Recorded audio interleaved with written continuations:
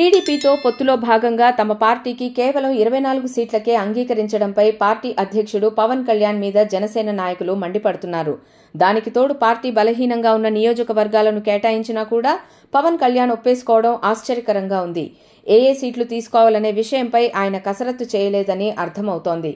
ఈ స్థితిలో తమ పార్టీ నేత నాదెండ్ల మనోహర్ ఇచ్చిన జాబితానే పవన్ కళ్యాణ్ చదివేస్తున్నట్లు తెలుస్తోంది. జనసేన బలంగా ఉన్న స్థానాలకు చంద్రబాబు తన పార్టీ అభ్యర్థులను ప్రకటించి జనసేన బలహీనంగా ఉన్న స్థానాలను ఆ పార్టీకి కేటాయిస్తున్నట్లు స్పష్టంగానే తెలిసిపోతోంది. అనకాపల్లి శాసనసభ నియోజకవర్గంలో గత ఎన్నికల్లో జనసేనకు కేవలం 11,988 ఓట్లు మాత్రమే వచ్చాయి. ఆ సీటును పవన్ కళ్యాణ్ తమ పార్టీ నాయకుడు కొణతాల రామకృష్ణ కోసం తీసుకున్నారు. కొణతాల రామకృష్ణ ఆశించిన అనకాపల్లి పార్లమెంటు సీటును తన సోదరుడు నాగబాబుకు కేటాయించడానికి రామకృష్ణను అసెంబ్లీ బరిలోకి దిప్పుతున్నారు. పి గన్నవరంలో గత ఎన్నికల్లో జనసేనకు 36,759 ఓట్లు వచ్చాయి. అయితే ఆ సీటును చంద్రబాబు తన పార్టీ అభ్యర్థికి ఇచ్చేశారు. అది కూడా జనసేనపై అసభ్యకరమైన వ్యాఖ్యలు చేసిన మహాసేన రాజేష్ కు ఈ సీట్ను కేటాయించారు. దీంతో జనసేన కార్యకర్తలు తీవ్రంగా మండిపడుతున్నారు. విజయవాడ తూర్పులో జనసేన అభ్యర్థికి 30,137 ఓట్లు వచ్చాయి. విజయవాడ సెంట్రల్లో జనసేనతో పొత్తు పెట్టుకున్న సిపిఎం అభ్యర్థికి 29,333 ఓట్లు వచ్చాయి. ఈ రెండు స్థానాలు కూడా టీడీపీ జాబితాలోకి వెళ్లాయి. గత ఎన్నికల్లో రాజమండ్రి రూరల్ నుంచి పోటీ చేసిన జనసేన అభ్యర్థి కందుల దుర్గేష్ కు 42,685 ఓట్లు వచ్చాయి.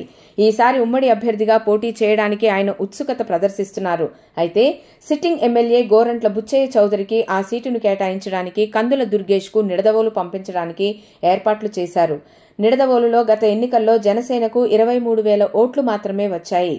తణుకు శాసనసభ నియోజకవర్గంలో గత ఎన్నికల్లో జనసేన అభ్యర్థికి 31,961 ఓట్లు వచ్చాయి. అయితే ఈసారి ఆ సీటును టీడీపీ తీసుకుంది.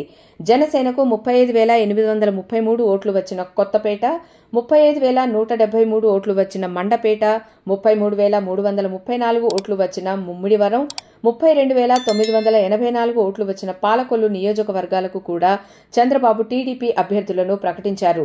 దీంతో ఆయా నియోజకవర్గాలకు చెందిన జనసేన నాయకులు, కార్యకర్తలు తీవ్ర ఆగ్రహంతో ఉన్నారు. దీనివల్ల టీడీపీకి ఓట్ల బదిలీ జరుగుతుందా అనేది అనుమానంగానే ఉంది. దీనివల్ల జనసేనకు కేటాయించిన స్థానాలను ఆ పార్టీ జనసేన బలంగా ఉన్న స్థానాల్లో పోటీ చేస్తున్న టీడీపీ చాలా స్థానాలను కోల్పోయే ప్రమాదం ఉంది.